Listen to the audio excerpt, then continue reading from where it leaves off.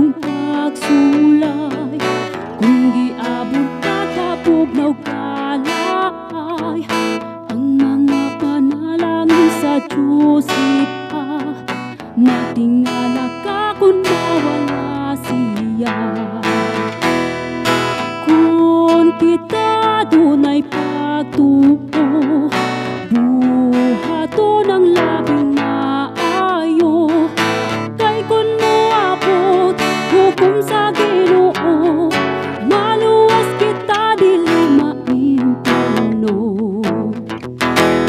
Aduna ba tayo sa pagbuhat?